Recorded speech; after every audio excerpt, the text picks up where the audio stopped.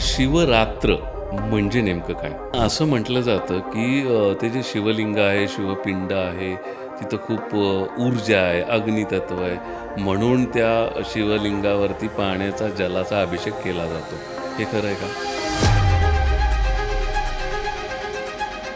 त्या शिवलिंगाची जी रचना आहे, त्यातलं सत्य काय? महाशिवरात्रीची पूजा ही दिवसा करायची का रात्री करायची? पण मग प्रत्येक महिन्यात आपण शिवरात्र का नाही साजरी करत? असं म्हणतात की शिव आणि पार्वतीचा विवाह या दिवशी झाला होता. हे खरं आहे का? शिवतत्व आणि शंकर हे दोन्ही वेगळे आहेत का? मग भस्मलेपन का केलं जातं किंवा भस्माचा अभिषेक का केला जातो? शंकराला ते धोत्र्याचं फूल जे की विषारी आहे ते का व्हायचं? सर, तुम्ही आत्ता म्हटलात की ते भांग शंकराला प्रिय आहे, त्याची कारणं वेगळी आहेत. पण आता ते भांग किंवा तो घोटा ते प्रसाद म्हणून घ्यायचं, ही हल्ली एक नवीनच वेगळी पद्धत आहे.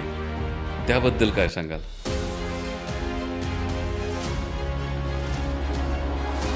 दुर्दैव काय की लोक त्यातला फक्त मादक हा गुणधर्म पाहतात आणि नशा करण्यासाठी, खरं. व्यसन करण्यासाठी दुरुपयोग करून शिवपण करतात. मग आम्ही का नाही? आणि ती एक निमित्त मिळालं, महाशिवरात्र हां. म्हणजे भांग. पण त्या सगळ्या लोकांनी हे लक्षात ठेवायची गरज आहे की भगवान शंकरांनी हलाहल विष अधिकंठात धारण केलंय. खरं. आम्ही भगवान शंकर पितात म्हणून आम्ही पितो असं जर कोणी सांगत असेल तर त्यांनी आधी हलाहल सोडा, हो. साधं उंदीर मारायचं विष पचवून दाखवावं.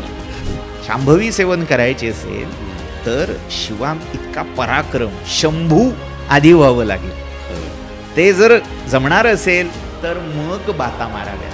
भगवान शंकर महादेव हे स्मशानात राहणारे आहेत, वैराग्य धारण करणारे आहेत. पण कुमारिका एक व्रत करतात हरतालिकाचं की शंकरासारखा वर मला मिळू दे. तर हा काय आहे शंकर? तो कोण आहे जो त्या आजच्या कुमारिकांना हवा आहे?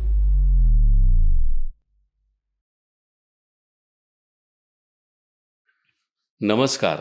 निरामय जीवन या यूट्यूब चॅनलवर आपलं पुन्हा एकदा स्वागत. माघ महिन्यात साजरा होणारा हिंदू धर्मातील सर्वात मोठा उत्सव म्हणजे महाशिवरात्र. प्रापंचिक आणि आध्यात्मिक या दोन्ही दृष्टिकोनातून महाशिवरात्रीला विशेष महत्त्व आहे. पण ही महाशिवरात्र म्हणजे नेमकं काय? ती का साजरी करायची? शिवतत्व म्हणजे काय? शिवलिंग हे कशाचं प्रतीक आहे? एकंदरीत महाशिवरात्रीच्या निमित्ताने आपण हे शिवस्वरूप जाणून घेण्याचा आज प्रयत्न करणार आहोत. यासाठीच आपल्याशी संवाद साधणार आहेत प्राचीन धर्मशास्त्र व संस्कृतचे गाढे अभ्यासक प्रणव गोखले सर. नमस्कार प्रणव सर. नमस्कार. हर हर महादेव. हर हर महादेव. मला सांगा, शिवरात्र म्हणजे नेमकं काय? शिवरात्र म्हणजे भगवान शंकरांची उपासना करण्याची रात्र म्हणजे शिवरात्र. महिन्यामध्ये जो कृष्ण पक्ष असतो त्या दर कृष्ण पक्षामध्ये जी चतुर्दशी तिथी येते अमावस्येच्या आदल्या दिवशी, त्या तिथीला शिवतिथी म्हणूनही ओळखलं जातं. प्रत्येक तिथीची जी अधिष्ठात्री देवता आपल्या पुराणांनी किंवा त्याही मागे वैदिक गृह्यसूत्र ह्या सगळ्या शास्त्रांमध्ये दाखवलेल्या आहेत, हं. त्या सगळ्यांच्या मते हं. रुद्र शिव या देवतेची तिथी आहे चतुर्दशी. बर. भूत आणि भूतनाथ हं. यांचीही तिथी आहे चतुर्दशी. बर. त्यातही विशेषतः कृष्ण पक्षात जी चतुर्दशी येते हं. ती अधिक प्रभावी मानली जाते, म्हणून तिला शिवरात्री किंवा शिवरात्र असं म्हटलं जातं. शिवासंबंधी असणारी रात्र हं. म्हणून शिवरात्र. प्रत्येक महिन्यातल्या कृष्ण पक्षातल्या चतुर्दशीला शिवरात्र असं म्हणतात. पण मग प्रत्येक महिन्यात आपण शिवरात्र का नाही साजरी करत? प्रत्येक महिन्यात शिवरात्र साजरी होत नाही असं नाही. जे शैव दीक्षा घेतलेले आहेत, म्हणजे ज्यांनी विशेष शिव उपासना कुलपरंपरेने म्हणा किंवा स्वेच्छेने म्हणा पत्करलेली आहे, तर त्या घराण्यांमध्ये प्रदोष पूजा आणि शिवरात्री पूजा ही व्रत केली जातात. महिन्यातून 2 वेळा त्रयोदशी तिन्ही सांजेला असताना जो उपवास दिवसभर करून तिन्ही सांजेला शिवपूजा करून सोडला जातो, तर त्याला प्रदोष व्रत म्हणून ओळखलं जातं.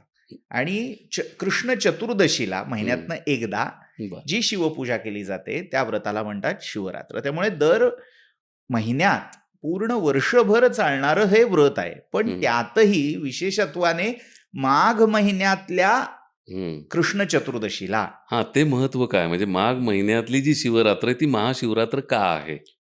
आता त्याच्या मागे 2-3 गोष्टी. महा हा जेव्हा आपण शब्द त्या शिवरात्रीच्या मागे जोडतो हम्म.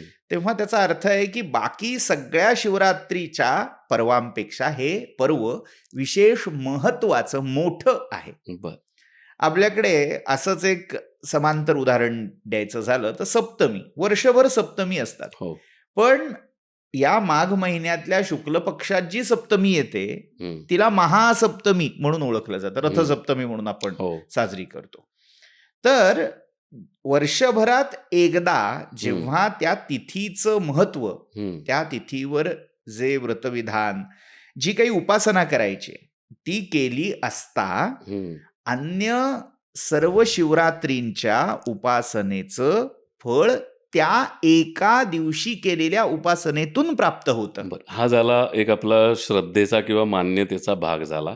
मग ह्या काळामध्ये ब्रह्मांडामध्ये किंवा वैश्विक ऊर्जा आपण म्हणूया, ह्याच्यामध्ये काही वेगळी समीकरणं गणितं असतात? अर्थात आपल्याकडे म्हणजे अध्यात्मशास्त्र घ्या किंवा भारतीय संस्कृतीमध्ये प्राचीन काळापासून जी कालगणना केलेली आहे त्या सगळ्या मागे उगीच आम्हाला वाटलं, हम्म. आम्हाला अशी कल्पना आम्ही केली, हो, माघ महिन्यात करूयात. हा म्हणजे सगळ्यांना सोयीचं होतं, हा. अशी कुठलीच गोष्ट रूढ झालेली नाही. त्या रूढी नाहीयेत. त्या मागे हम्म. अनेक शास्त्रांचा आधार आहे. हम्म. त्याच्यामध्ये ज्योतिषशास्त्रही आहे, त्याच्यामध्ये मग आपलं शरीरशास्त्र आहे, ऋतुमान, ऋतुचर्या ह्याचाही सूक्ष्म विचार केलेला आहे. तसं थोडक्यात सांगायचं झालं तर ह्या सगळ्या ज्या तिथी आहेत त्या प्रत्येक तिथीचा कुठल्या ना कुठल्या तरी देवतेशी संबंध आहे. बर मग जेव्हा त्या तिथीचा त्या देवतेशी संबंध आहे तेव्हा ती देवता त्या तिथीच्या पर्वावर, हम्म. त्या तिथीच्या निमित्ताने पृथ्वी तलावर अधिक प्रकर्षाने प्रकट होत असते. म्हणजे ती शिवऊर्जा जास्त असते असं आपण इथे म्हणू शकतो. मग शिवपुराणामध्ये याचा उल्लेख आलेला आहे का महाशिवरात्रीचा? हो, शिवपुराण असेल किंवा स्कंदपुराण असेल, अशा शिवभक्तीला वाहिलेल्या जवळजवळ प्रत्येक पुराणात यांना त्या स्वरूपात शिवरात्र आणि महाशिवरात्र ह्या व्रतांचा उल्लेख आपल्याला मिळतो. बर, शिवरात्री संबंधी एखादी कथा? एक प्रसिद्ध जी कथा आहे ती आपल्याला मिळते स्कंद पुराणात. बर महाशिवरात्रीचं शिवपुराणात आलेलंही स्वरूप चिंतनीय आहेच. तिथली कथापेक्षा मूळ पौराणिक संकल्पना अशी की या दिवशी एका विशालकाय विश्वव्यापक ज्योतिस्तंभाच्या रूपामध्ये भगवान शंकर प्रकट झाले. हे विश्वोत्पत्ती व्हायच्या आधीची ही कथा मानली जाते, ज्याला लिंगोद्भव कथा असं म्हणतात. बर की जेव्हा हे विश्व नुकतंच साकार दशेत येऊ पाहत होतं, पहिली फेज होती. भगवान नारायणांच्या नाभिकमलातून ब्रह्मदेव प्रकट झाले आणि त्या दोघांमध्ये आपल्यात श्रेष्ठ कोण यावरून वाद सुरू झाला. आणि त्या वादाचा निर्णय करण्यासाठी जी विश्वव्यापक पराशक्ती होती त्या पराशक्तीने एका तेजस्तंभाच्या ज्योतिस्तंभाच्या रूपात आकार धारण केला. बर आणि आकाशवाणीच्या माध्यमातून त्या दोघांना सांगितलं की या ज्योतिस्तंभाचा आदी किंवा अंत तुम्ही शोधून दाखवा, शेवटचं टोक तुम्ही शोधून दाखवा. तेव्हा ब्रह्मदेव ऊर्ध्व दिशेला आणि विष्णू हे अधो दिशेला शोधत गेले, पण दोघांनाही त्याचा अंत लागला नाही. हा जो ज्योतिस्तंभाच्या आविर्भावाचा दिवस होता तो महाशिवरात्रीचा असं मानलं जातं. त्यामुळे लिंगोद्भव केव्हा झाला तर या दिवशी, अशी एक कथा. दुसरी कथा आपल्याला स्कंद पुराणातल्या ब्राह्मखंड जो आहे त्याच्यामध्ये मिळते. त्याचं अगदी मराठीमध्ये सुलभ ओवी रूपात त्याचा भावानुवाद श्रीधर स्वामी नाझरेकरांनी केलेला आहे. शिवलीलामृत म्हणून आपण ते ओळखतो. तर त्याच्या दुसऱ्या अध्यायात याचा संदर्भ आलाय, तो मूळ स्कंद पुराणातल्या ब्रह्मोत्तर खंडातून. तर तिथे संदर्भ असा आहे, एक व्याध त्याचा कोणत्याही प्रकारे सात्विक राहणीमानाशी काहीही संबंध नाही. हम्म. तो शिकार करणं, मांसाहार करणं अशा सगळ्या त्या वातावरणात वाढलेला. आता झालं असं की माघ कृष्ण चतुर्दशीच्या दिवशी हम्म. त्याला अशी इच्छा झाली की आपण मृगयेला शिकारीला जाऊया. बरेच दिवसात म्हणावं तसं सावज भक्ष्य सापडलेलं नाही. हम्म. तर ते शोधण्यासाठी हा नेमका त्या दिवशी बाहेर पडला. जाता जाता एका शिवमंदिरावरून जात असताना त्याने मंदिरामध्ये घंटा नाद ऐकला. लोक शिव नावाचा जय जयकार करत होती, उद्घोष करत होती. मग ते ऐकलं आणि त्याला जरा गंमत वाटली. हम्म. त्याने विचार केला की काय मूर्ख लोक आहेत, हम्म. आपल्या उदरनिर्वाहाचं साधन सोडून उगीच उपवास काय करतात, हम्म. त्या दगडावर पाणी काय घालतात हम्म. आणि मग तासनतास त्याचं दर्शन काय घेत बसतात. हे काय मूर्खपण आहे. हम्म. त्यापेक्षा आपण प्रयत्न केला पाहिजे, आपण काम केलं पाहिजे. हम्म. म्हणजे आधुनिक काळामधले बरोबर. बरेचसे वर्कोहोलिक म्हणतात की work is work is worship. Worship. तसं त्याला तिथे वाटतंय. हम्म. ते काही वावगं नाही, पण जेव्हा तुम्ही भक्तीच्या दृष्टिकोनातून त्याच्याकडे पाहता हम्म. तेव्हा मात्र सगळं स्वरूप हा बदलून जातं. खरंय. झालं काय, तो थट्टेने ही लोक कसा शिवनाम घोष करतायत त्याचं अनुकरण करायला लागला. ते बरं. म्हणतात हर हर महादेव, हा हर हर महादेव म्हणतोय, मनात भाव नाहीये हम्म. पण उच्चार करतोय. असं करता करता करता घोर विंध्यारण्यामध्ये हा मृगयेसाठी गेला. त्या अरण्यामध्ये एका ठिकाणी पाणवठा होता. या पाणवठ्याजवळ आपल्याला सावज नक्की मिळेल या भरवशाने तो जवळच्या एका झाडावर चढला. आता झाडावर चढताना शक्यतो काटेरी झाड शोधलं जातं. हम्म. का तर आसपास कुठलं श्वापद येऊन त्या झाडाजवळ आसरा नको करायला. खरंय. काटेरी असलं की श्वापद जवळ येत नाहीत, म्हणून एक काटेरी झाड त्याने शोधलं आणि त्याच्यावर तो जाऊन बसला. हम्म. आता योगायोगाने म्हणा का त्याचा पूर्व सुकृताचा भाग म्हणून म्हणा, ते झाड निघालं बेलाचं. बर. या बेलाच्या वृक्षावर एक भरभक्कम फांदी बघून तो बसला आणि तिथून तो पाणवठा दिसतोय का हे पाहायला लागला. हळूहळू दिवस सरला, संध्याकाळ झाली, अंधार पडायला लागला. आता दिवसा दिसत होतं, रात्र चढायला लागल्यावर हळूहळू ती दृश्यमानता कमी व्हायला लागली. म्हणून ते अधिक ठळक दिसावं, अधिक स्पष्ट दिसावं यासाठी तो आपल्या आड येणाऱ्या फांद्यांवरची पानं अलगद तोडून खाली टाकायला लागला. बर. आता तो काय करतोय, आपल्याला सावज स्पष्ट दिसावं, हो. तो व्ह्यू चांगला मिळावा यासाठी ती पानं तोडतोय न कळत. आता दुसरा योगायोग असा झाला की त्या बिल्ववृक्षाच्या खाली पुरातन काळी काही देवतांनी पूजेसाठी शिवलिंगाची प्रतिष्ठापना केलेली. बर. आणि कालौघामध्ये ते लिंग तिथे होतं, मात्र कोणाला ते उघड झालं नव्हतं की इथे ते शिवलिंग आहे. तर तिसरा योगायोग असा, पहिला योगायोग बेलाचं झाड, हो. दुसरा योगायोग त्याच्या खाली नेमकं शिवलिंग. आता तिसरा योगायोग असा की त्याने नकळत खुडून टाकलेली ती बेलाची पानं वाऱ्यामुळे बरोबर त्या शिवलिंगावर पडत होती. वा. त्याच्या नकळत ही शिवपूजा त्याच्याकडून घडत होती. होता होता होता होता असं झालं की रात्रीचा पहिला प्रहर सुरू झाला. त्याचं सुरूच होतं, म्हणजे हाताला चाळा म्हणतात तसं तो एक ती पानं खुडून टाकत होता.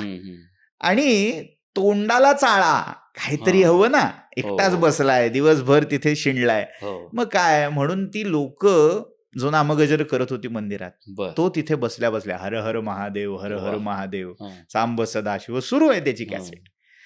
असं होता होता होता अचानक एक हरणी तिथे पाणी प्यायला आली. आता कथा खरंच मोठी आहे, पण सारांश थोडक्यात सांगायचा झाला तर त्या हरणीला प्रसव वेदना सुरू झाल्यात. ती आसन्न प्रसव आहे, प्रसूती काळ तिचा जवळ आलाय, पोटात पाडसं आहेत. तर याने धनुष्य ताणलं तिला मारणार. एवढ्यात ती मनुष्यवाणीने त्याच्याशी बोलायला लागली, संवाद साधते की मी गर्भवती आहे, मला या पाडसाना जन्म देऊ दे, पहिल्यांदा त्यांना पान्हा पाजू दे, मग मी तुझ्याकडे येईन, तिथपर्यंत मारू नकोस. आता खरं तर तो क्रूर व्याध, पण काय झालं कोणास ठाऊक, त्याच्या मनामध्ये दया उपजली आणि त्याने अभय दिलं, जा बाई तू त्या अर्भकांना जन्म देऊन मग ये. होता होता दुसरा एक नर हरिण आणि त्याची एक मादी अशी तिथे आली. ते नेमकी त्या आधीच्या मादीला शोधत शोधत आलेली असतात. बर. असं जे हरण हा. तिथे येईल ते प्रत्येक जण काही ना काहीतरी कारण काढून हा. टाळत असतं की आत्ता मारू नकोस, हे काम करून झाल्यावर आम्ही येऊ परत, मग हा. तू आम्हाला मार. आणि हा व्याध इतका त्या दिवशी दयावान होतो की येईल त्याला ते अभय देत जातो. ह्या सगळ्यामध्ये धर्मप्रश्न झालेत. म्हणजे काय, तर आम्ही जर परत आलो नाही तर आम्हाला कोणकोणती पातकं लागतील. अरे बापरे. म्हणजे कर्मविपाकाचं शास्त्र हो. हे ती हरणं हो. त्या व्याधाला सांगतात. आणि ते ऐकून तो व्याध इतका अवाक होतोय की अरे, हा. मलाही जे माहित नाही ती हरणं सांगतायत. हम्म. आणि ते सगळं ऐकून त्याचा मतिपालट होतो. 4 प्रहर असे जातात आणि बर. पहाट होता होता सगळी ज्या ज्या हरणांनी शब्द दिलेला असतो ती हरणं परत येतात.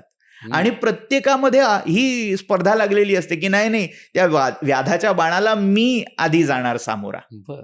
माझा बळी जाऊ दे. हम्म. असं होता होता होता शेवटी तो व्याध पाहतो की हा.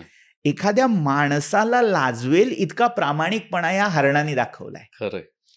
त्यामुळे आता ह्या सगळ्या निष्पाप प्राण्यांची आपण हत्या करायची का, हम्म.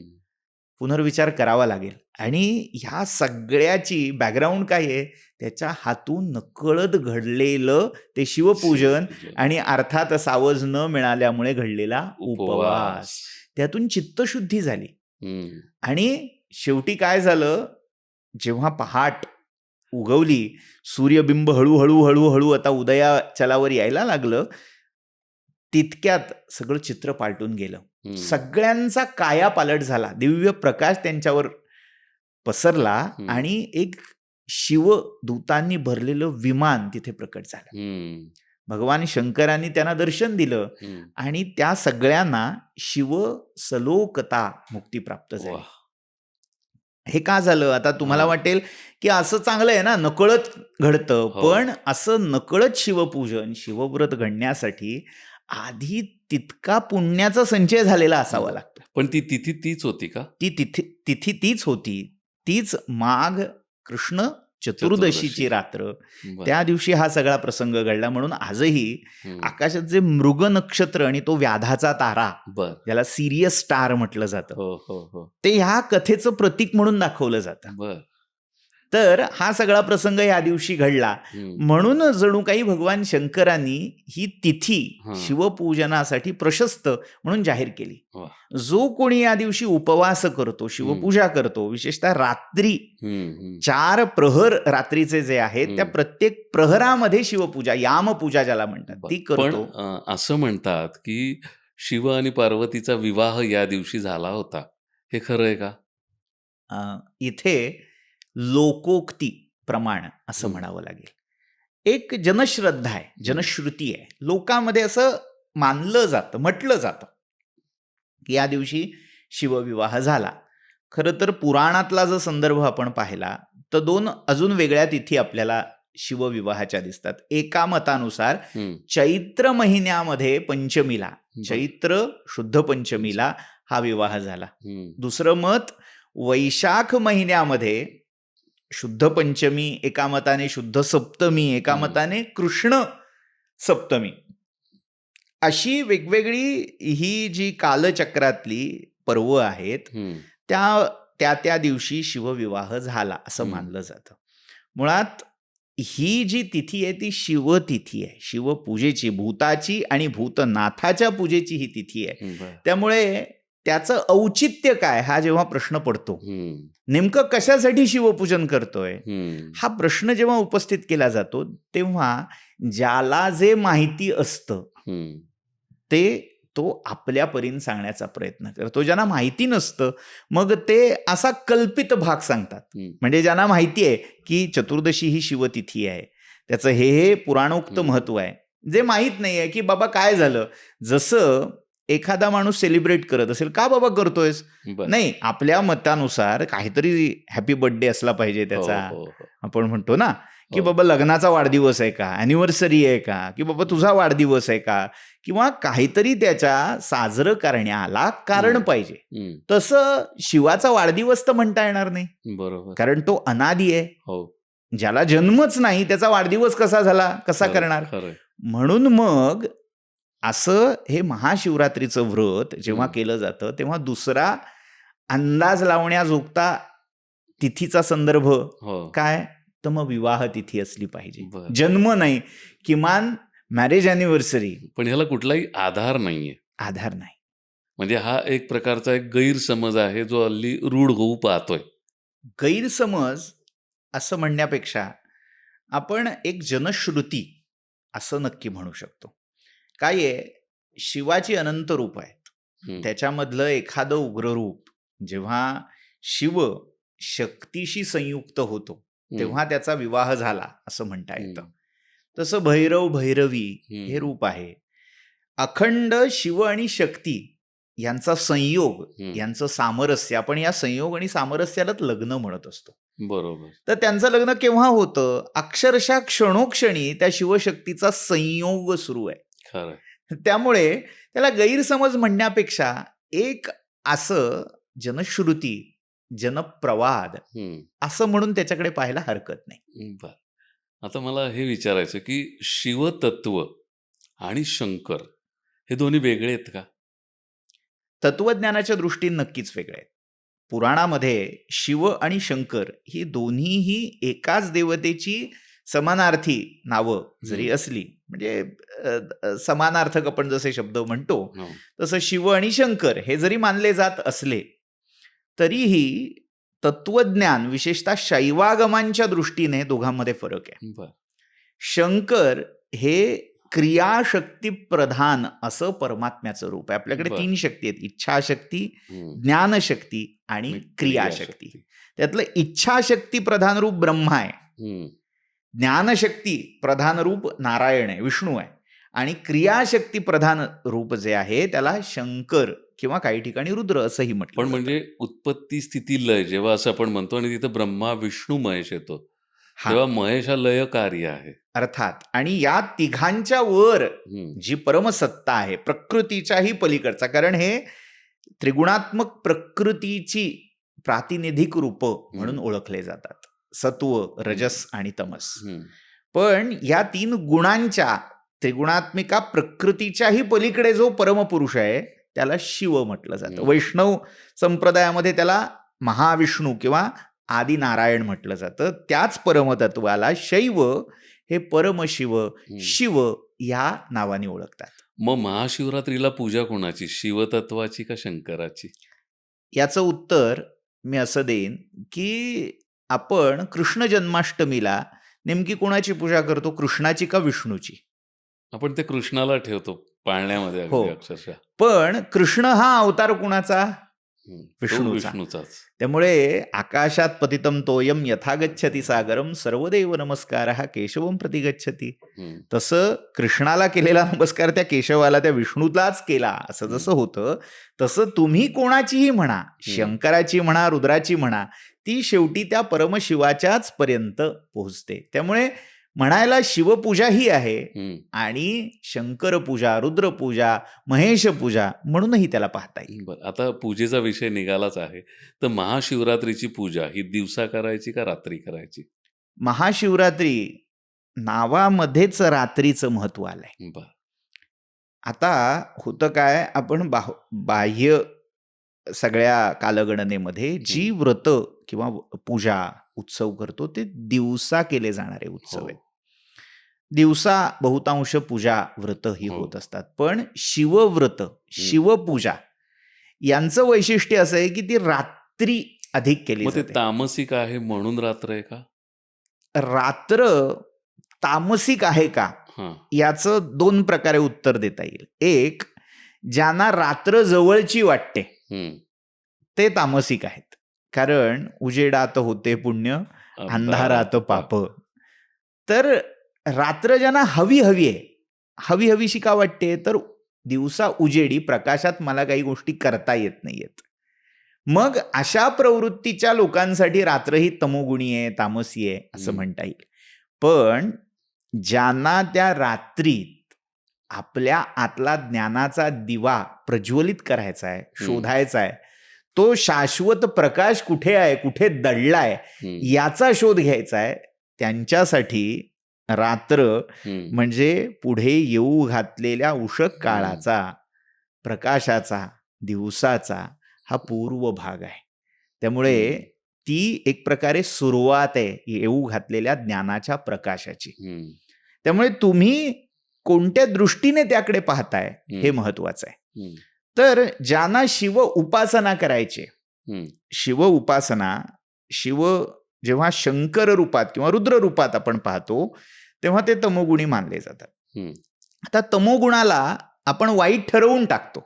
आपण हम्म, जजमेंटल होत असतो प्रत्येक ठिकाणी, की नाही नाही हे असं काळं म्हणजे वाईट, रात्र म्हणजे अंधार म्हणजे वाईट. हम्म, पण असं नाहीये. मुळात शिवतत्व, शंकर, रुद्र हे सगळे नेमकं दाखवतायत काय? विशेषतः आपण रुद्र असा शब्द वापरूया. हम्म, काय होतं, की हे शब्द प्रत्येक शब्दाचा एक वेगळा अर्थ आहे. हम्म, रुद्र हे तमोगुणाचं रूप आपण म्हटलं, हम्म, तर तो तमोगुण कशासाठी आवश्यक आहे? तर संतुलनासाठी. हम्म, केवळ सत्व असलं तरी संतुलन होणार नाही. नाही, शुद्ध सत्वाला आकार येण्यासाठी रज आणि तमांची जोड असावीच लागते. बरोबर आहे.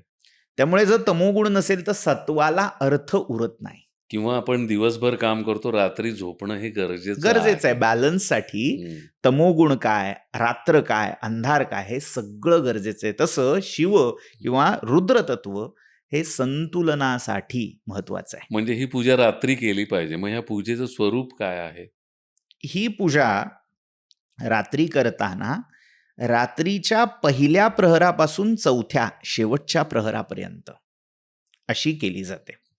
दिवसा शिवपूजा करायची नाही असा त्याचा अर्थ नाही. नाहीतर लोक एक हे टोक नाही तर ते ते टोक टोक. नाही, म्हणजे दिवसा ढुंकूनही बघणार नाही आणि रात्री मात्र सगळं करत बसू. हम्म, दिवसाही करावी आणि रात्रीही करावी, पण विशेष व्रतपूजा जी सांगितली आहे ती रात्री प्रधान अशी सांगितली आहे.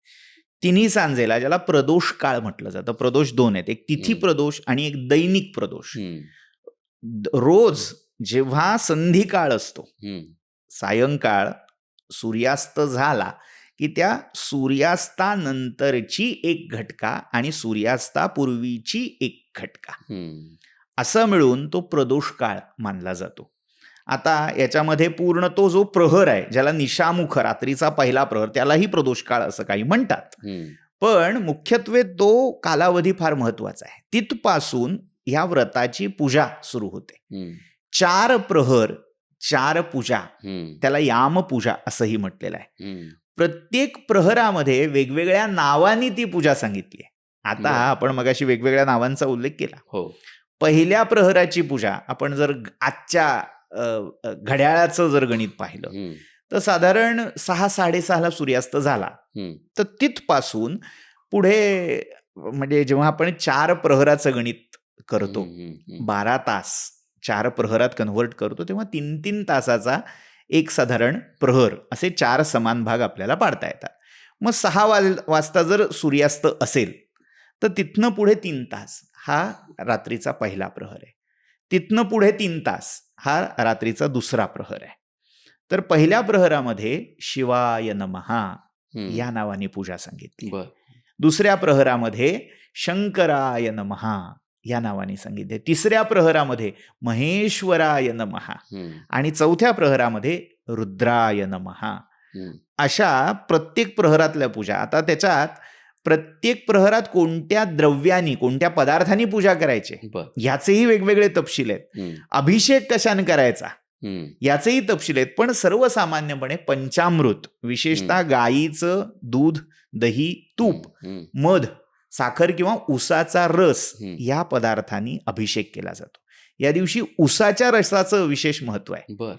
उसाच्या रसाने हम्म, अभिषेक केला बर. की सर्व मनोकामना पूर्ण होतात आणि जणू काही ते माधुर्य हम्म, जे भगवान शिवांना त्या उसाच्या रसाच्या रूपात तुम्ही अर्पण करतात ते पूर्ण संवत्सर, पूर्ण वर्षभर तुमच्या आयुष्यात, तुमच्या व्यवहारात हम्म. कुठे ना कुठेतरी पाझरतं, राहतं, अशी बरं. त्याच्या मागची भावना आहे. पण आता तुम्ही हे जे सांगताय हां, तर मला वाटतं की शिव ही अशी एकमेव देवता आहे जी तुमच्या देवाऱ्यात नसते. हां, म्हणजे बऱ्याच जणांच्या नसते की शंकराची एक मूर्ती आहे किंवा शिवलिंग आहे. हे प्रत्येकाच्या घरात असेलच असं नाहीये. सो तो प्रापंचिक माणूस जो आहे, तो डिपेंड करतो, अवलंबून कशावरती, ते देवळात जाऊन एखाद्या शिवालयामध्ये जाणं आणि ते अभिषेक करणं, जे की त्याच्यासाठी शक्य नाहीये. तर प्रापंचिकाने कशी पूजा करायला हवी? मुळात आपण जे आत्ता विधान केलं ते मर्यादित आहे असं मी म्हणेन. हं. अनेकांकडे घरामध्ये शिवपिंडीही असते. तर ज्यांच्याकडे घरात शिवपिंडी आहे त्यांनी मंदिरात जायला हवंच असं नाही, जाऊ नये असंही मी म्हणणार नाही. हं. पण तुम्ही मंदिरात जाताना तासनतास तिथे लाईनीत जाणार असतील तुमचे. हो. म्हणजे ते सगळं पूजा सोडून फक्त लोकांची तोंडं बघत आणि काय आता कसं कधी पोचतोय कधी दर्शन होतंय याच विचारात जर तुमची शिवरात्र जाणार असेल तर त्याला अर्थ नाही. जनरली तसंच होतं. मग त्यापेक्षा एक असं ठरवून घ्यावं की तुम्हाला दर्शनाला जायचंय ना, मग येर पत्र पुष्प फळ ये भजावया मिश केवळ, जे तुमच्याकडे उत्तमातलं उत्तम असेल ते घेऊन जावं अर्पण करायला. या दिवशी शिवाच्या लिंग रूपातल्या प्रतिमेच्या पूजनाचं महत्व आहे. बरं. त्यामुळे जे काही आहे ते त्याच्यासाठी, जे काही आहे ते त्यासाठी ह्या भावनेने घेऊन जायचंय. जाताना जेवढा वेळ तुम्हाला त्या लाईनीत लागायचं असेल, हा प्रत्येकाच्या भावनेचा प्रश्न आहे. पण तुम्ही म्हणताय 4 प्रहरातल्या 4 वेगळ्या पूजा आहेत, ते अर्थात 4 त्याचं- वेगळे मंत्र आहेत. त्याचं मुख्य रूप तेच आहे. पण सगळ्यांनाच ते जमेल का? प्रत्येकाचा भाव आहे की नाही बाबा मला त्या ज्योतिर्लिंगाच्या दर्शनाला जायचंय, हं. मला अमक्या मंदिरात जायचंय, असा ज्यांचा भाव आहे त्यांनी लगेच ते सोडायचीही गरज नाही. ज्याला ज्या पद्धतीने उपासना करायचे त्यांनी करावी, पण त्याच्यामध्ये आपला जास्तीत जास्त वेळ शिवस्मरणात कसा जाईल, हं. शिव उपासनेत कसा जाईल याची खबरदारी घेतली की काम झालं. आपल्याला लाईनीत लागायचंय का? मग लाईन पूर्ण त्या देवाच्या समोर पोहोचेपर्यंत मी एकही क्षण शिवनामस्मरणाशिवाय राहणार नाही. हं. मग तो उपास नीट घडेल, उपवास घडेल. नीट घडेल. किंवा यापेक्षा उत्तम काय आहे, आपल्या घरामध्ये जी शिवप्रतिमा आहे. आता शिवप्रतिमेचे 3 प्रकार आहेत. हं. एक, मूर्ती स्वरूपामध्येही शिवपूजा करता येते. हं. आपल्याकडे शिवलिंगाची पूजा हं. का करावी, तेच श्रेष्ठ कसं, ह्याच्या बाबतीत अनेक कथा आहेत. अगदी महाभारतामध्ये द्रोण पर्वामध्येही याचा संदर्भ आलाय बरं. की जेव्हा अश्वत्थामा हतोत्साह होतो, थोडक्यात सगळी त्याची अस्त्र कृष्णार्जुनांवर निष्फळ होतात, तेव्हा तो वैतागून उबगाने व्यासांकडे जातो आणि तो म्हणतो की हे काय आहे, एवढी माझी तपश्चर्या फुकट गेली का, हे कोण मोठे लागून गेले कृष्णार्जुन. हं. त्यावेळी व्यासांनी पूर्वेतिहास सांगितला की कृष्णार्जुन हे पूर्वजन्मात नरनारायण होते बरं. आणि त्यांनीही शिवाची उपासना केली आणि तू देखील पूर्वजन्मामध्ये शिवाची कठोर उपासना केली होतीस, मात्र तू मूर्ती रूपात केलीस आणि त्यांनी लिंग रूपात केली. हं. शिवाच्या लिंग रूपाचं महत्व अधिक आहे, त्यांनी ती केली, त्यामुळे शिव त्यांना अधिक जवळचा झाला. मात्र तू बाह्य रूपामध्ये गुंतल्यामुळे हं. तुला ते गौण फल प्राप्त झालं. असतो मुद्दा हा की अनेक रूपामध्ये शिव उपासना करता येते, त्यातलं एक रूप मूर्ती रूप आहे. हं. पण शक्यतो गृहस्थानी घरामध्ये केवल शिवाची किंवा उग्र शिवाची प्रतिमा पूजू नये. बरं. म्हणजे जो सर्वसंग परित्याग करून स्मशान वैराग्याच्या भिक्षाटन बरं. रूपामध्ये हो, हो. किंवा अशा रूपात जो आहे असा गृहस्थानी पूजू नये. तो परिवार समवेत म्हणजे उमा महेश्वर या रूपात बरं. असेल, स्कंद, कार्तिकेय, नंदी ह्या सगळ्या गणांसमवेत, परिवारासमवेत, थोडक्यात आपण ज्याला फॅमिली हो, फॅमिली पिक्चर, मॅन. हा अशा स्वरूपात असेल याची पूजा करावी. बरं. आता त्याच्यात अजून एक आहे की केवळ नंदी आणि केवळ शंकर अशी पूजा ही होऊ नये. तो सपरिवार असेल आणि त्यात नंदी असेल तर चालू शकतो, म्हणजे तो फोटो तसा असला पाहिजे. म्हणून पूर्वीच्या काळी भरल्या घरामध्ये शिवपरिवाराचा फोटो असावा. हं. सगळ्या प्रतिकूलता असताना देखील एकत्र नांदणारं असं आगळं वेगळं कुटुंब, हो. म्हणून ते शिवकुटुंब आहे, म्हणून त्याचा फोटो घरात असावा अशी एक धारणा होती. बरं. तर त्या रूपात तुम्ही पूजू शकता, मूर्ती रूपात पूजू शकता, पण सर्वश्रेष्ठ उपासना ही लिंग रूपातल्या. पण मग हे शिवलिंग जे आपण देवळात बघतो, शंकराच्या देवळामध्ये आपण असतो, त्या शिवलिंगाबद्दल थोडंसं सांगा ना, हे कशाचं प्रतीक आहे, नेमकं तिथे काय ऊर्जा आहे? ऊर्जेच्या बाबतीत सांगायचं झालं तर निर्गुण आणि सगुण, साकार आणि निराकार याचा जो उंबरठा आहे ते शिवलिंग आहे. बरं. ज्याच्यामध्ये सगुण पण आहे, गुणही आहेत, पण पूर्ण अभिव्यक्त झालेले नाहीत.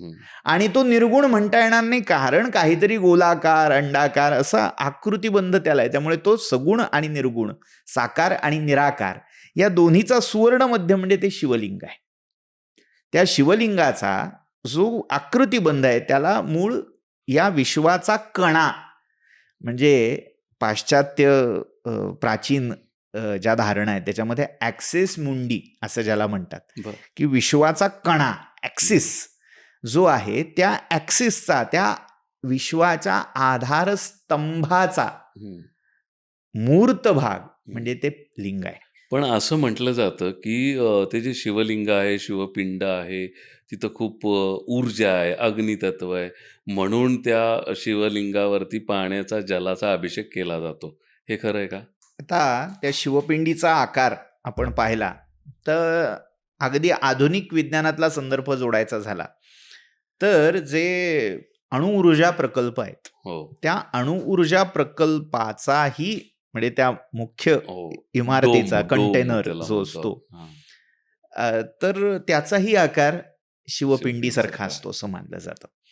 आता मुद्दा काय आहे की यामध्ये तो जो आकार विशिष्ट दिलेला आहे हं. तो आकार हा ऊर्जेच्या उत्पत्ती, हं. स्थिती आणि गती किंवा लय हं. या तिन्हीचं प्रतीक आहे. हं. म्हणजे एक प्रकारे ब्रह्मा, विष्णू, महेश हं. हे तिन्ही त्याच्यामध्ये सामावलेले आहेत.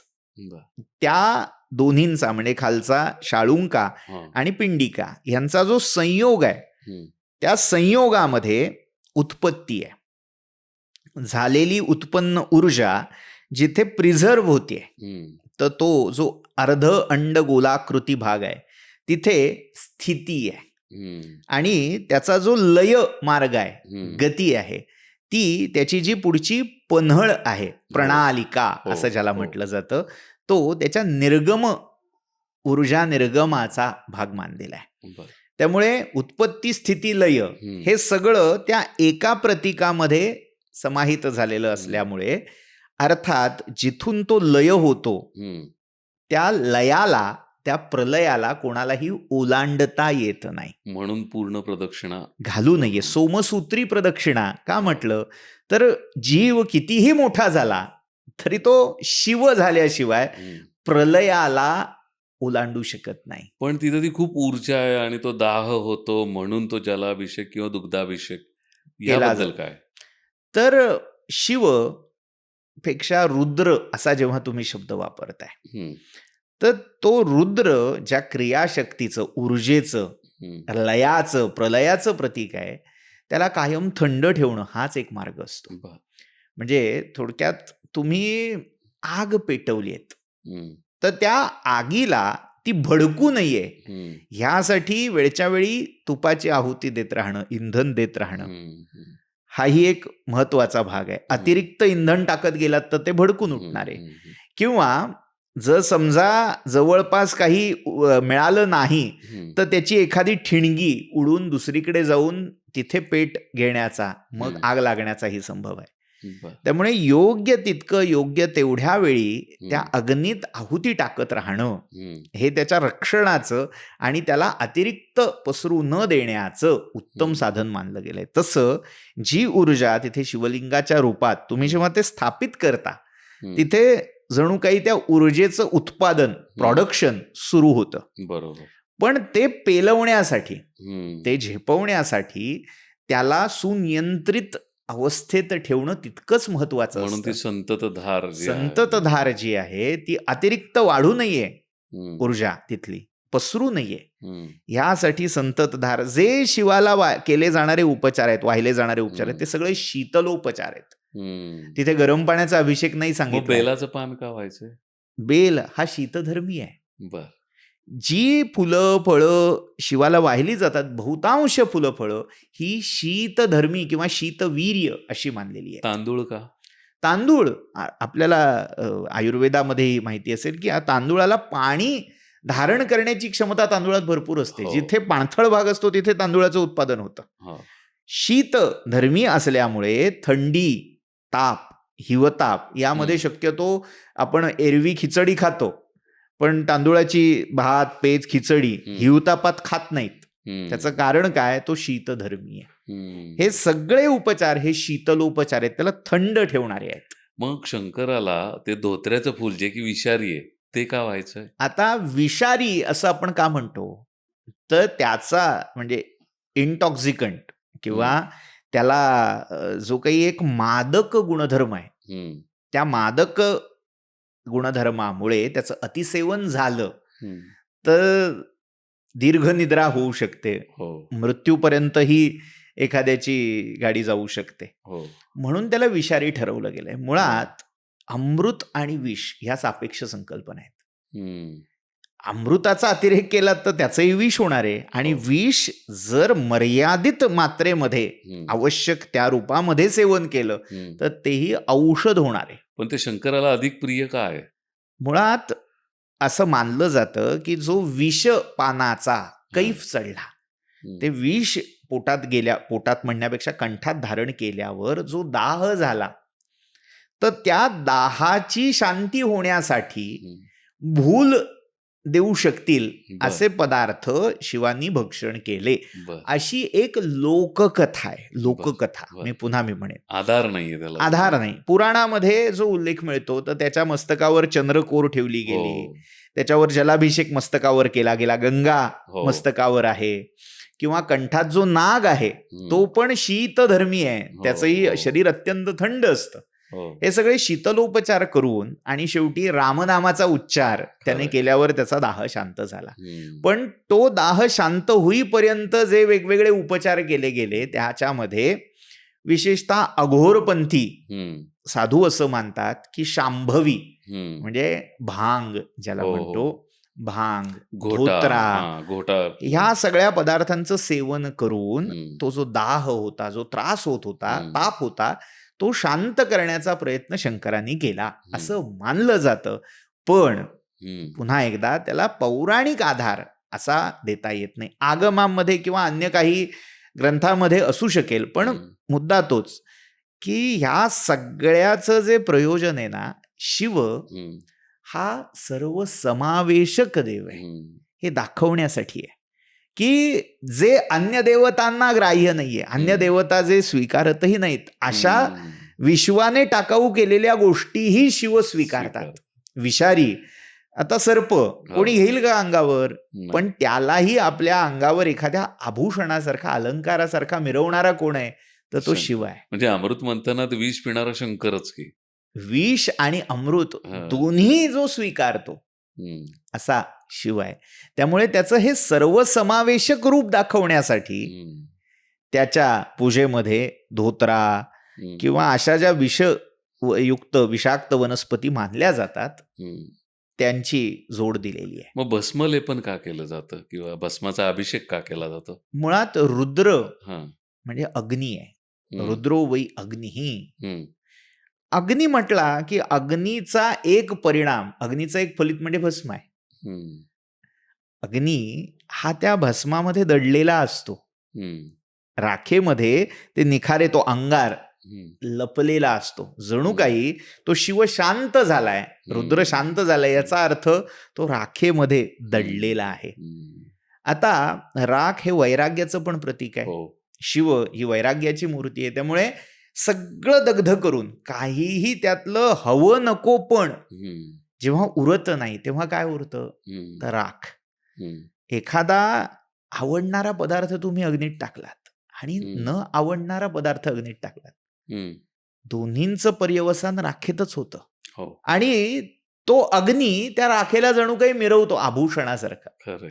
तसं ते अग्निरूप रुद्र दैवत हो. त्या भस्माला अंगावर एखाद्या आभूषणासारखं मिरवतं. खरंय. त्यातनं काही झालं तरी शेवट ह्या राखेतच होणार आहे. हं, वैराग्यमेवा भयम, हं, हा जणू काही संदेश त्या भस्मधारणात, भस्मोद्धूलनामध्ये हं. केलेला आहे. सर, तुम्ही आत्ता म्हटलात की ते भांग शंकराला प्रिय आहे, त्याची कारणं वेगळी आहेत. पण आता ते भांग किंवा तो घोटा ते प्रसाद म्हणून घ्यायचं, ही हल्ली एक नवीनच वेगळी पद्धत आहे. त्याबद्दल काय सांगाल? ही काही नवीन पद्धत आहे असं मी म्हणणार नाही. जुन्या काळापासून एक प्रघात आहे. मात्र तो एका संप्रदायापुरता मर्यादित होता. तो आज समाजामध्ये पसरू पाहतोय. हं, एक विशिष्ट संप्रदाय शिवाला त्या रूपामध्ये पूजत होता. हं, अगदी तुम्ही गजानन महाराजांची जी पोथी आहे गजानन विजय त्या ग्रंथामधलाही संदर्भ काढून पहा. हम्म, एका गोसाव्याने बैराग्याने हम्म, महाराजांना नवस केला की मी तुम्हाला ती चिलीम हो, भांगेची चिलीम अर्पण करीन, नवस केला आणि त्याला पावले म्हणून त्याने ती आणून दिली. आणि तेव्हापासून मग गजानन महाराजांचं जे चित्र आहे ते हो. चिलीम ओढताना का दाखवलं जातं खरंय. त्याच्या मागे ही कारण आहे. तर त्या संप्रदायाचा तो प्रभाव आहे. हम्म, माझं असं म्हणणं नाही की ते चुकीचं आहे. हम्म, एका विशिष्ट संप्रदायाने ते काही साधन पद्धती म्हणून स्वीकारलेलं एक हम्म, मार्ग असं म्हणूया, हम्म, साधन म्हणूया, असं ते अंगीकारलेलं आहे. तर त्याची आता मुळात ते औषधी गुणधर्म याही दृष्टीने पाहण्यासारखं आहे. पण बरं. दुर्दैव काय की लोक त्यातला फक्त मादक हा हो. गुणधर्म पाहतात आणि नशा करण्यासाठी खरंय. व्यसन करण्यासाठी दुरुपयोग करून शिव पण करतात, मग आम्ही का नाही. हा, आणि ती एक निमित्त मिळालं महाशिवरात्र हा. म्हणजे भांग. हा, पण त्या सगळ्या लोकांनी हे लक्षात ठेवायची गरज आहे की भगवान शंकरांनी हलाहल विष आधी कंठात धारण केलंय. खरंय. आम्ही भगवान शंकर पितात म्हणून आम्ही पितो असं जर कोणी सांगत असेल हम्म, तर त्यांनी आधी हलाहल सोडा, हो. साधं उंदीर मारायचं विष पचवून दाखवावं. हं, खरंय. मुद्दा हा आहे की आपल्याला हे प्रमोट नाही करायचं आहे. म्हणजे आपण ते सोयीने करतोय. आपण फक्त त्यातलं आपल्याला जे हवंय हम्म, आपल्या इवल्याशा मेंदूने हम्म, जेवढं झेपेल तेवढंच घेतलं. त्या शिवाचं जे विराट रूप आहे, शिवाचे जे महापराक्रम आहेत, त्यांनी त्रिपुरांना मारलंय, हम्म, त्यांनी हलाहल पचवलंय, त्यांनी हम्म. विश्वाच्या कल्याणासाठी अनेक संकट सोसलेली आहेत. हम्म, आम्ही ते करायची वेळ आली की कोशात जाणार. खरंय. त्याच्याशी हे ते देवानी करावं. हो, मात्र देवानी शांभवी सेवन केली म्हणून आम्ही करतो, हो, हे मात्र अनुकरण म्हणून दाखवावं, हे दुर्दैव आहे समाजाचं. खरंय. आणि हा महामूर्खपणा आहे. हम्म, लक्षात हे ठेवायचं आहे की शांभवी सेवन करायचे असेल हम्म, तर शिवा इतका पराक्रम शंभू आधी व्हावं लागेल. खरंय. ते जर जमणार असेल तर मग बाता माराव्यात. मुळात आधी त्या एका संप्रदायाची दीक्षा असल्याशिवाय या सगळ्या साधन मार्गांचा अवलंब करणं हम्म, योग्य नाही. त्याचं हम्म. सार्वत्रिकरण करणं तर ते अजिबात योग्य नाही. हम्म. एक प्रकारे हा अपराध म्हणावा लागेल. इथं प्रेक्षकांनी ही गोष्ट लक्षात घेतली पाहिजे की महाशिवरात्र म्हणजे भांग किंवा घोटा पिणं नाही, तर त्या शिवाची पूजा आहे. सर, तुम्ही खूप छान सांगताय. मग आता आपण परत पूजेकडे येऊयात. या पूजेच्या वेळेला काही जण लघुरुद्र किंवा महारुद्र करतात. याची काही विशेष फलं आहेत का? मुळात रुद्र हा यजुर्वेदातला मंत्रभाग आहे. आपल्याला जसं ऋग्वेदामध्ये सूक्त माहिती असतात, पुरुष सूक्त, श्री सूक्त, विष्णू सूक्त, तसं यजुर्वेदामध्ये त्या आपण ज्याला इकडे सूक्त म्हणतो हम्म, तशा मंत्रसमूहाला प्रश्न म्हणून ओळखलं जातं. तिथे बरं. चॅप्टरायझेशन प्रश्न या शब्दांनी केलंय. हम्म, त्यामुळे याचं मूळ नाव आहे रुद्र प्रश्न. हम्म, ते रुद्र सूक्त नाहीये. रुद्र बरं. सूक्त ऋग्वेदामध्ये एक वेगळं आहे. बरं. पण ज्याचा जप लघुरुद्र महारुद्र या विधींसाठी केला जातो तो आहे रुद्र प्रश्न. ते हम्म, आहेत 11+11 असे अनुवाक. हम्म, 11 नमक, 11 बरं. चमक. 11 नमक म्हणजे ज्याच्यामध्ये नमहा हम्म, शिवांच्या वेगवेगळ्या रूपांना, त्यांच्या नामांना आठवून नमस्कार केलेला आहे. हम्म, अगदी चोर, कुंभार, लोहार अशा कुठल्याही जनसामान्यांच्या रूपामध्ये तो रुद्र त्या मंत्रद्रष्ट्या ऋषीला दिसलाय. हो. म्हणजे वेगवेगळे कारागीर असतील हम्म, आणि जो न्याय्य मार्गाने पैसा कमावतो तो आहेच, पण जो अन्याय मार्गाने लुटारूपणाने लुबाडून चोरून असे पैसे कमावतो त्यांच्याही रूपात रुद्र हम्म, त्याला दिसलाय. त्यामुळे अशा सगळ्या जणू काही विश्वरूप रुद्राला हम्म, त्याने त्या शतरुद्रियातून नमस्कार केलेला आहे. ते 11 नमक हम्म, अनुवाक आहेत आणि 11 चमक अनुवाक हम्म. म्हणजे ज्याच्यामध्ये त्या रुद्राकडे प्रार्थना केली, मला हे दे, मला ते दे, हम्म, च मे म्हणजे हे मला दे, तेही मला दे. तर ते जे आहे ते चमे म्हणून त्याच्यावरून चमक, बरं. ते 11 चमक अनुवाक आहेत. बरं.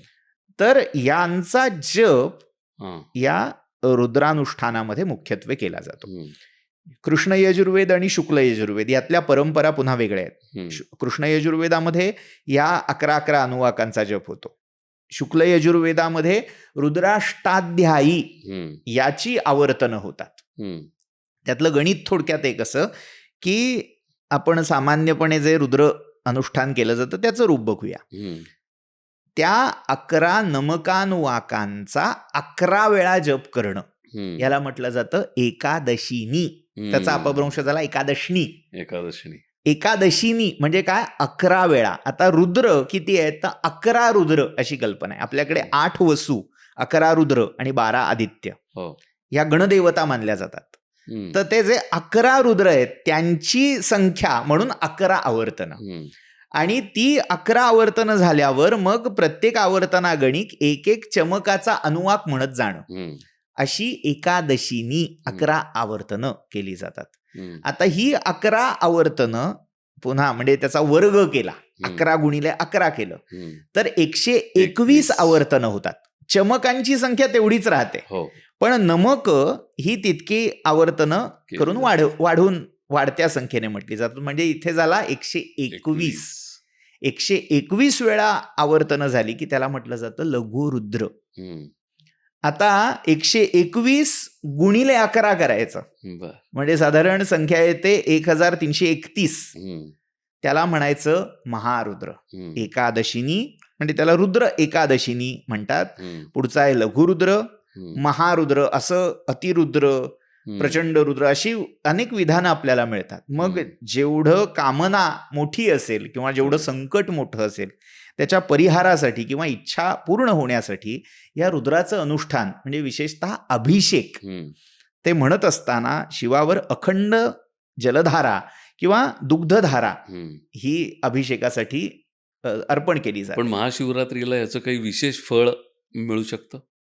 अपमृत्यू, हम्म, दीर्घ मुदतीचे आजार असतील हम्म, किंवा अगदी प्राणघातक आजार असतील अशा संकटातूनही अनेकांना या रुद्रानुष्ठानाने रुद्राभिषेकाने त्या संकटांचा परिहार झालेला आहे. हम्म, त्याच्यातून त्यांना मोकळीक मिळालेली आहे. हम्म, एक प्रकारे कितीही भयानक संकट असलं तरी तो रुद्र त्याच्या कृपेने प्राणांतिक संकटातूनही सुटता येतं, मुक्तता करता येते, हा तिथे विश्वास आहे. अनेकांचा असा अनुभव आहे. आणि दुसरं ज्यांना अशी काही संकटं नाही आहेत पण वेलबिंग फॉर म्हणजे सगळं पौष्टिक कर्म असं शास्त्र संदर्भात म्हटलं जातं की पोषण सगळं चांगलं व्हावं, जे काही आहे ते तसं टिकून राहावं सातत्याने, यासाठीही हे रुद्रानुष्ठान केलं जातं. पण ते आपल्या आपण करायचं चालतं?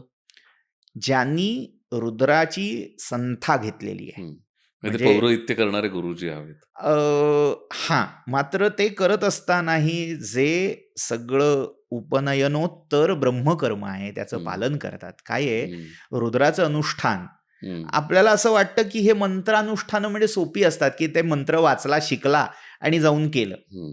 मुळात ते करणाऱ्याची शुचिता फार महत्वाची आहे. ती पाळणूक जर असेल तर या सगळ्या मंत्र किंवा अनुष्ठानांचं फळ योग्य ते मिळतं.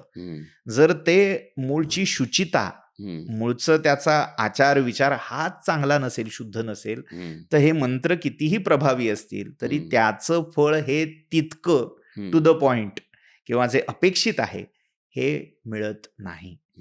त्यामुळे ज्यांनी याची संथा घेतली आणि आचार विचार जसे त्या उपनयनानंतर असायला हवेत त्याची पाळणूक जे करतायत त्यांनी करायला हरकत नाही आपलं आपण. पण ज्यांना हे जमत नाही पण सद्भावना आहे त्यांनी मग अशा योग्य त्या पुरोहिताच्या मार्गदर्शनाखाली त्यांच्या करवी रुद्रानुष्ठान करून घ्यावं. बरं, आता तुम्ही मंत्र म्हणताय पण ओम नमः शिवाय हा बीज मंत्र आहे का? बीज मंत्र याचा जो संदर्भ घेतला आहे तंत्रशास्त्रात, तर प्रत्येक अक्षर हे बीज आहे. त्यामुळे ज्या ज्या मंत्रामध्ये अक्षर आहेत ते सगळे खरं तर बीजमंत्रच म्हणावे लागतील. आता हा नेमका आहे का? तर हो, हा बीजमंत्र मानला. पण ते सर्व सामान्य माणूस हा 12 महिने पण म्हणत असतो. आता त्याच्याबद्दल अनेक मतमतांतर आहेत. मुळात हा मंत्र आपण ज्या स्वरूपात उच्चारतो त्याच्यातले भेद लक्षात घ्यायला हवेत. ह्याला षडक्षर किंवा पंचाक्षर अशा 2 रूपात पाहिलं जातं. हम्म, ओंकारासहित जेव्हा त्याचा उच्चार होतो तेव्हा तो षडक्षर मंत्र होतो हम्म, आणि ओंकाररहित जो उच्चार आहे त्याला म्हणतात पंचाक्षर. हम्म, सर्वसामान्यांना तो पंचाक्षरी मंत्र हा ग्राह्य आहे. म्हणजे नमः शिवाय, ओम नाही म्हणायचा.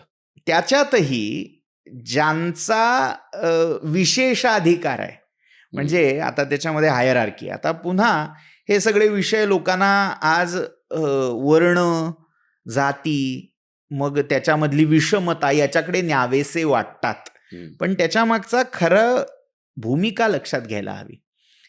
हे मंत्र म्हणजे एक प्रकारे ऊर्जा निर्माण करण्याची साधन आहे. हम्म, तुम्ही ती ऊर्जा तुमच्या उच्चारातून, जपातून, संकल्पातून उत्पन्न करता आहात. हम्म, आणि जेव्हा ती ऊर्जा उत्पन्न होते तेव्हा तिला धारण करण्याची क्षमता तुमच्या शरीरात आहे का? हम्म, म्हणजे थोडक्यात मी विजेचा लोळ अंगावर घेतला, हम्म, ते पेलवण्याची ताकद जर माझ्यात नसेल तर ती वीज मला अंतर्बाह्य होरपळवून टाकणारे, मला बरोबर आहे. संपवून टाकणारे. हम्म, पण हेच जर तुमच्या पिंडाची ताकद तितकी असेल तर तुम्ही त्या विजेला योग्य त्या मार्गाने वापरू शकता, हम्म, योग्य ते रूप तिला देऊ शकता. हम्म, जसं जी ऊर्जा, जी शक्ती तुम्ही मंत्रोच्चारणातून प्रकट करता आहात, हम्म, तिला चॅनलाइज करण्याची युक्ती तुम्हाला माहीत नाहीये. हम्म, ती कशी योग्य त्या ठिकाणी पुरवली जाईल हम्म, त्यासाठीची यंत्रणा तुमच्याकडे कार्यान्वित केलेली नाहीये. बरोबर. तर मग नुसतं कुठल्या तरी सोशल मीडियावर कुठल्या तरी महाराजांनी सांगितलं हम्म, किंवा मी पुस्तक वाचलं आणि त्या पुस्तकामध्ये या मंत्राचे इतके मोठे मोठे फायदे आणि फळं सांगितली आहेत हम्म, म्हणून मी ते म्हणायला सुरुवात केली, असं करू नये. हम्म, मुळातच मंत्र हा गुरुमुखैक गम्य आहे. गुरूंच्या मुखातून तो घ्यावा. आता तुम्हाला वाटेल की या कलियुगामध्ये घोर कोण गुरु मिळणार काय, तर हो. त्याच्यासाठीही पर्यायी विधानं आपल्याकडे शास्त्रांनी आहेत. मुळात हो. आपला अभ्यास कमी पडतो. हम्म, आपण शॉर्टकट मारायला जिथे तिथे जातो. खरं. आपल्याला सोशल मीडिया हा इतका शॉर्टकट झालाय की हो, श्रीपाद सरांनी आपल्या पॉडकास्टमध्ये हा पंचाक्षरी मंत्र उच्चारला, आम्ही त्यांच्यासारखा उच्चारणार. हा. म्हणून तुम्हाला मलाही गुरु करायला कोणी मागे पुढे पाहत नाही. खरं. का? तिथे गुरुत्व असं दिलेलं नाहीये, दीक्षा घेतलेली नाहीये. पण बरोबर. हे म्हणतात तसं मी म्हणणार. अनुकरण हो, हा अंधानुकरण. अंधानुकरण ही दीक्षा नव्हे, हम्म, हे लक्षात घ्यावं. दुर्दैवाने आज बहुतांश लोक या प्रकारे उपासना करतात आणि मग ओरड करतात की आम्हाला फळं नाही मिळाली, आम्हाला काहीतरी भलतंच नशिबी आलं. हम्म, त्याचं कारणच हे आहे, आमची सुरुवातच ती शास्त्रसंमत मार्गाने झालेली नाही. हे सगळे चोर वाटा आहेत, ह्या पळवाट आहेत. हम्म, आपल्याला जर ती उपासना मंत्राची करायची आहे तर योग्य गुरु बघावा. नाही तर टेंबेस्वामी महाराजांनी दक्षिणामूर्ती विधान सांगितलं हम्म, की सगळ्या गुरूंचा गुरु तो आदिनाथ हम्म, महादेव आदियोगी आहे. हम्म, तर अशी भावना करावी की तो साक्षात प्रकट होऊन मला तो मंत्र प्रदान करतोय. हो, त्या दक्षिणामूर्ती विधानाने अगदी अलीकडच्या काळातलं उदाहरण आहे. श्रीधर स्वामी महाराजांनी या पद्धतीने तो गुरुमंत्र म्हणजे समर्थ रामदासांना त्यांच्या ठाई गुरुभावना करून रामनामाचा मंत्र ग्रहण केला आणि त्यातून ते भगवान या पदवीपर्यंत पोहोचले. खरंय. मग हे त्या दक्षिणामूर्ती विधानाचंही स्वरूप आपण लक्षात घेऊ शकता. बरोबर आहे. तर असा मंत्र यथायोग्य पद्धतीने ग्रहण करून मगच त्याचा जप करावा. उगीच असं इकडे वाचलं तिकडे वाचलं ह्यावरून ते जप अनुष्ठान करायला जाऊ नये. सर, मला आणखी एका प्रश्नाकडे यायचं, तो म्हणजे महामृत्युंजय जप. या जपाने खरंच एखाद्याचे प्राण वाचू शकतात का आणि तो कसा करायला हवा? यथाशास्त्र यथायोग्य पद्धतीने जर अनुष्ठान केलं तर मृत्युंजय महामृत्युंजय मंत्राच्या जपाने अपमृत्यू टाळता येतो. मृत्यू हा अपमृत्यू आणि जो नियतीने ठरवलेला मृत्यू आहे, गंडांतरामध्ये सुद्धा आधिभौतिक आधिदैविक आणि आध्यात्मिक अशी गंडांतरं असतात. तर मुख्यत्वे जी अकाली येणारी, तुमचा कर्मभोग संपायच्या आधी कुठल्या तरी तात्कालिक आघातामुळे येणारी अशी जी गंडांतर आहेत ती मृत्यू, रोग, व्याधी आधी या सगळ्यांचं निवारण मृत्युंजय मंत्राच्या अनुष्ठानाने निश्चितच होऊ शकतं. नावातच मृत्यूवर विजय मिळवणारा असा तो शिव आहे. शिव दैवतच मृत्युंजय या रूपात प्रकट झालेला आहे. त्याला कालारी, कालांतक असंही म्हटलं जातं. यमालाही मारणारा असं ते रूप आहे. मार्कंडेय, श्वेत अनेक असे ऋषी आहेत की ज्यांना शिवकृपेने ते मृत्यूभय राहिलं नाही. पण मगाशी तुम्ही म्हटलात की जसं ओम नमः शिवाय हा सार्वत्रिक मंत्र नाहीये, तसाच हा महामृत्युंजय जप आहे का? तोही सार्वत्रिक नाहीये. मुळात महामृत्युंजय मंत्र या शब्दानी किंवा या नावानी 3 ते 4 वेगवेगळे मंत्र सांगितलेले आहेत. एक सबीज आहे, केवळ बीजात्मक आहे, एक केवळ वैदिक आहे, एक पौराणिक आहे. या सगळ्या मंत्रांमधून आपल्याला नेमका योग्य कोणता, ऍप्लिकेबल कोणता आहे, मुळात आपल्याला माहिती आहे तो ओम त्र्यंबकम यजामहे हा वैदिक मंत्र आहे. मग त्याच्या पूर्वी व्याहृती जोडल्या जातात, काही बीज जोडली जातात आणि तेव्हा तो मूळ पूर्ण मंत्र महामृत्युंजय या नावाने ओळखला जातो. आता मग कोणी का नाही करायचा, तर याचा जो उच्चार आहे त्याच्यामध्ये जरा जरी मात्रेचा, कानामात्रा वेलांटीचा फरक पडला, साधा स्वर जरी चुकला तरी अस्त्याचं नसतं या मंत्रात होऊ शकतं. त्यामुळे ज्यांना शक्य आहे त्यांनी योग्य त्या गुरुजींच्या मार्गदर्शनाखाली ते करून घ्यावं. ज्यांना शक्य नाही त्यांनी मृत्युंजय महारुद्र त्राहिमाम शरणागतम अपमृत्यू भयात घोरात मुंज मुंज नमोस्तुते या पौराणिक मृत्युंजय मंत्रांचंही अनुष्ठान करायला हरकत नाही. असे 3 वेगवेगळे पौराणिक मृत्युंजय मंत्र आहेत. आपल्या श्रोतृवर्गाच्या माहितीसाठी हवं तर आपण स्क्रीनवर ते देऊ शकतो. ह्या 3पैकी 2पैकी कोणत्याही एका मंत्राचं पठण करायला हरकत नाही. असंच एक स्तोत्र आहे, महामृत्युंजय स्तोत्र. रत्नसानुशरासनम रजताद्रिशृंग निकेतनम शिंजनिकृतमच्युता नरसायकम त्रिदशालयम क्षिप्रदग्ध पुरत्रयम त्रिदशालयैरभिवंदितम चंद्रशेखरमाश्रये मम किं करिष्यति वै यमः. असं एक मोठं स्तोत्र आहे. पण हे कोणीही म्हटलं तरी हे कोणीही म्हणून चालतं. बरोबर. म्हणजे सोशल मीडियावरती जे विशेषतः बीज मंत्र सांगितलेले आहेत ते आपण म्हणू नये. शक्यतो कुठल्या तरी अधिकारी गुरुच्या मार्गदर्शनानंतर म्हणावेत. त्यांनी जर ते तसं सूचना केली, त्यांनी दिला, किंवा एखाद्यांच्या सद्गुरूंनी त्यातला उपदेशच त्या मंत्राचा केला असेल, आज्ञा दिली असेल, तर त्या संप्रदायानुसार गुरुआज्ञेनुसार करायला हरकत नाही. पण सरसकट आम्ही ऐकला नाही केला असं करायला जाऊ नये. त्याच्याने साईड इफेक्ट्स जास्त होऊ शकतात. साईड इफेक्ट्स किंवा मुळात जो हेतू आहे, जे प्रयोजन आहे ते पूर्ण न होता भलतंच काहीतरी पदरात पडायचीही शक्यता आहे. खरंय. मग या सगळ्याला एक पर्यायी व्यवस्था काय? या सगळ्याला पर्यायी व्यवस्था म्हणजे नामस्मरण.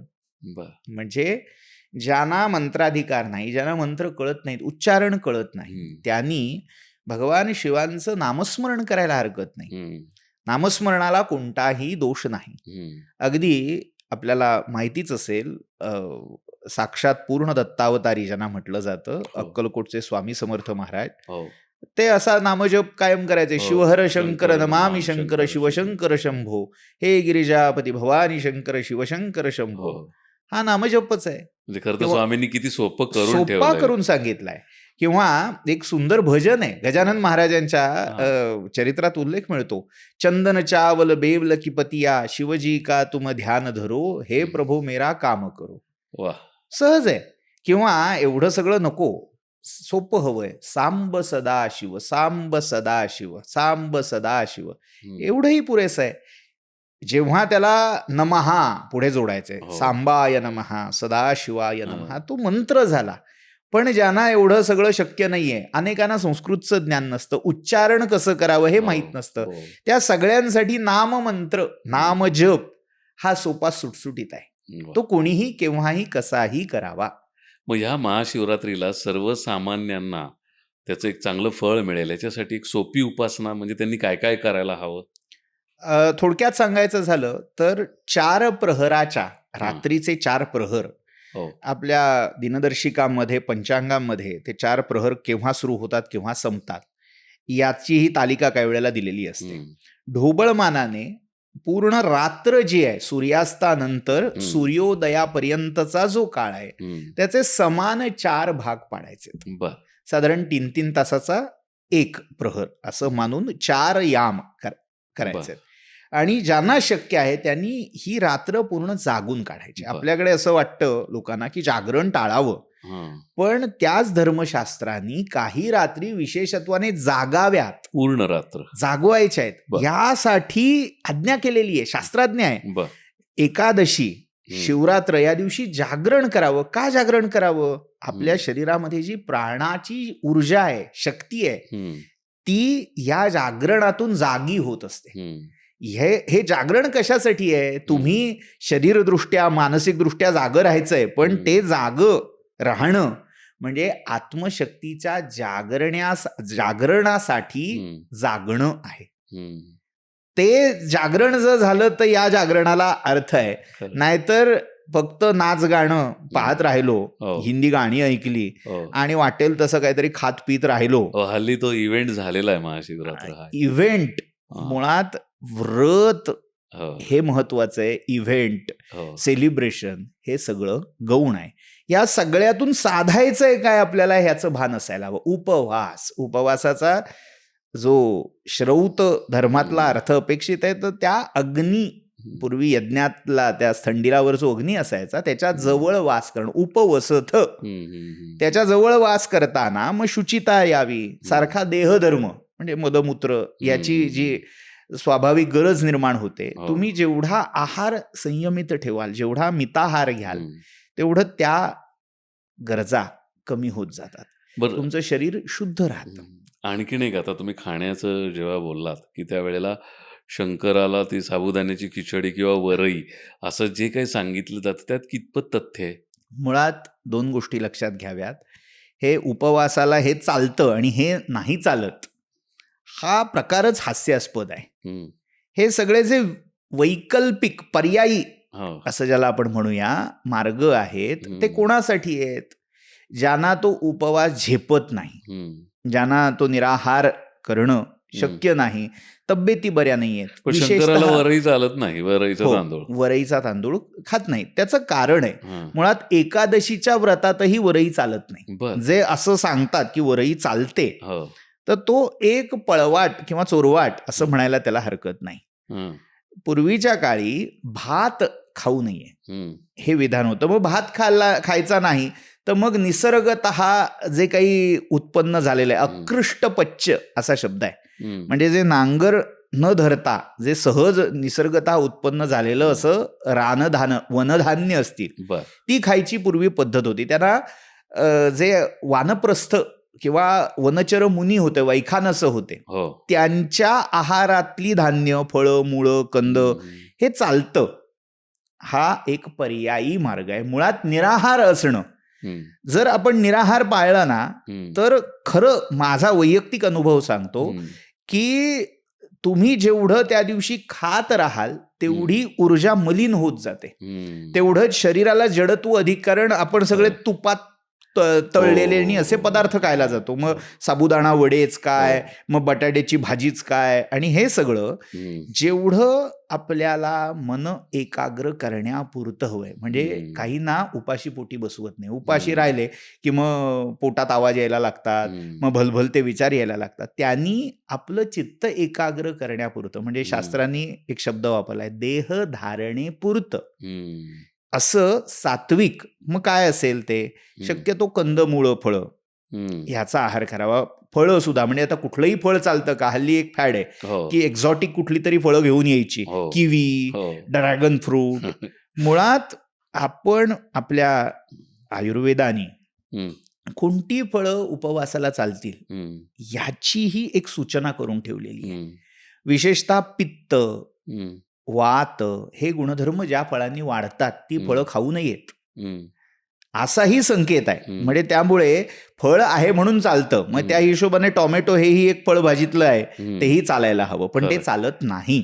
त्यामुळे शास्त्राचा संकेत लक्षात घेऊन काय चालतं आणि काय नाही हे ठरवायला हवं. साबुदाणा मुळात जो स्टार्च आहे, आपल्याकडे अनेक देशीय चालतं, म्हणजे जे या देशातलं नाही, पूर्वीच्या काळी जेव्हा प्रवासाला लोक बाहेर जायचे हो, तेव्हा मग तिथे काय मिळतं काय मिळत नाही हे अंदाज असायचा नाही. बरोबर. ते चालतं नाही चालत हा विवेक करायला तिथे पर्याय नसायचा दुसरा. मग जे या देशीचं नाही दुसऱ्या देशातलं आहे ते चालतं कारण तुम्ही परदेशी आहात. या न्यायाने मग तिकडच्या गोष्टी इकडे विकत आणून त्या उपासाला चालवल्या जायला लागल्या. पण असं करू नये. मुळात आहार, विहार आणि विचार यांच्या संयमासाठी हे सगळे डूज आणि डोंट्स सांगितलेले आहेत. ज्या पदार्थांनी शरीरात जाड्य आणि जडत्व, जाड्य म्हणजे अज्ञान आणि जडत्व म्हणजे ज्याला जडपणा येतो पोटामध्ये, थोडक्यात पचायला ज्या वस्तू जड आहेत त्या पूर्णपणे टाळायच्या आहेत. हलका आहार, मग फळांचा रस घ्या, दुग्धाहार घ्या ठरवून. म्हणजे मग उपास आहे म्हणून उपासाची डिश या दिवशी सजवली जाते. उपवासाचे 21 उत्तम पदार्थ आणि अशी डिश आमच्याकडे उपलब्ध आहे. मिसळ पण येते. याच्या इतका त्या उपवास संकल्पनेचा दुसरा कोणताही पराभव नसेल. खरंय. ज्यांना व्रत म्हणून करायचंय त्यांनी आहार संयम करायचा आहे हे लक्षात घेऊन आहार करावा. थोडक्यात ती एक शिव उपासना व्हायला हवी आणि त्यासाठी तो आहार तसा असला पाहिजे. मला आता जाता जाता एक प्रश्न असा विचारायचा आहे की भगवान शंकर महादेव हे स्मशानात राहणार आहेत, वैराग्य धारण करणारे आहेत, पण कुमारिका एक व्रत करतात हरतालिकाचं की शंकरासारखा वर मला मिळू दे. तर हा काय आहे शंकर, तो कोण आहे जो त्या आजच्या कुमारिकांना हवा आहे? शिवमहिम्ना स्तोत्र, शिवमहिम्न नावाचं एक स्तोत्र आहे पुष्पदंतांनी रचलेलं. तर त्याच्यामध्ये शिवांचं जे वर्णन केलंय ते सगळं अमंगल असं रूप आहे. चिताभस्म किंवा ते व्याघ्रांबर, हे सगळं अमंगल्यम शीलम तव भवतु नामैव मखिलम तथापि स्मर्तॄणाम वरद परमम मंगलमसी. म्हणजे सगळं रूप जरी अमंगळ दिसत असलं तरी शेवटी तो देतो ते सगळं मंगल. शिव या नावाचा अर्थच मंगल आहे. खरं. जो कल्याण करणारा, सार्वत्रिक अंतिम कल्याण शिवच देऊ शकतात. त्यामुळे मुळात शिव ही अघोरी देवता आहे, उग्र देवता आहे, ही मिसकन्सेप्शन काढून टाकावी मनातनं. शिव हा परमात्मा आहे. वैष्णव संप्रदायानुसार जे तत्व परमतत्व नारायण किंवा विष्णू या रूपात आहे, शाक्तानी जे परमतत्व आदिशक्ती पराशक्ती म्हणून सांगितलेलं आहे तेच परमतत्व शैवानी शिव या संज्ञेने सांगितलंय. खरं. त्यामुळे ते परमतत्व ज्या कुठल्या रूपामध्ये तुम्हाला दिसतंय ते प्रत्येक रूप त्याचं आहे हे भान ठेवायचंय. उग्रही तोच आहे, शांतही तोच आहे, मृडही तोच आहे, रुद्रही तोच आहे. म्हणून वेदामध्ये एक संदर्भ मिळतो, नमः शर्वायच भवायच. त्याची 2 रूप आहेत की तो एक शर्व म्हणजे संहार करणारा आणि भव म्हणजे उत्पन्न करणारा. जो स्वतः उत्पन्न होऊन विश्वाला उत्पन्न करतो तो भव म्हणजे संहार आणि उत्पत्ती, ह्या दोन्ही गोष्टी त्याच्या रूपामध्ये दडलेल्या आहेत. त्यामुळे फक्त वैरागीच त्याची उपासना करतात असं नाही, तर जे अनुरक्त आहेत, ज्यांना संसार वाढवायचा आहे, ज्यांना त्या गृहस्थ धर्मामध्ये पडायचं आहे, त्याही अगदी उपवर झालेल्या कन्यका असतील, नाही तर एखादा होतकरू उभा उमेदवार असेल, त्या सगळ्यांनीही शिव उपासना करण्यास. पण ती कुठल्या रूपात केली पाहिजे? ती अर्थात शिवाचं जे शांत रूप आहे, धीर गंभीर असं जे रूप आहे त्या रूपाची, किंवा उमासहित रूप ज्याला सांब असं म्हटलं जातं. सांब या शब्दाची फोडच काय आहे, अंबे सहित जो आहे सोम किंवा सांब या रूपात त्याची उपासना केली असता तात्काळ जो योग्य असा वर किंवा योग्य ती वधू प्राप्त होते. आणि शंकराचं जे अर्धनारी नटेश्वर रूप आहे त्याची काय फोड करता येईल आपल्याला? थोडक्यात सांगायचं झालं तर हा जो विश्वरूप शिव आहे त्या विश्वरूप शिवाला सतत आठवणं हेच या महाशिवरात्री व्रतामागचं मुख्य उद्दिष्ट आहे. त्या शिवाचा सहवास घडणं, उप म्हणजे जवळ, वास म्हणजे राहणं, त्याच्या मानसिक, कायिक, वाचिक, मानसिक अशा तिन्ही स्तरावर जेव्हा तुम्ही त्या विश्वात्मक आणि विश्वोत्तीर्ण असणाऱ्या हम्म. शिवाशी जोडले जाता, खरंय. तेव्हा खऱ्या अर्थाने ही महाशिवरात्र सुफळ संपूर्ण होते. वा. खरं तर शिव आपलं अध्यात्म सांगतं की शिवोहम शिवोहम, तो शिव मी आहे, तो शिव विश्वव्यापी आहे, तो शिव मंगलकारी आहे, तो कल्याणकारी आहे. या शिवाचं रहस्य उलगडणं तितकं सोपं नाही. पण प्रणव सर, आज तुम्ही या एपिसोडमध्ये खूप नवनवीन माहिती आम्हाला दिली. त्याबद्दल तुमचे खूप खूप धन्यवाद. नमस्कार. नमस्कार. प्रेक्षक हो, हा एपिसोड तुम्हाला कसा वाटला आम्हाला कॉमेंट्समध्ये जरूर सांगा. तुमच्या मनात काही प्रश्न शंका असतील त्याही विचारा. अशाच एका नवीन विषयासह भेटूयात पुढच्या भागात. नमस्कार.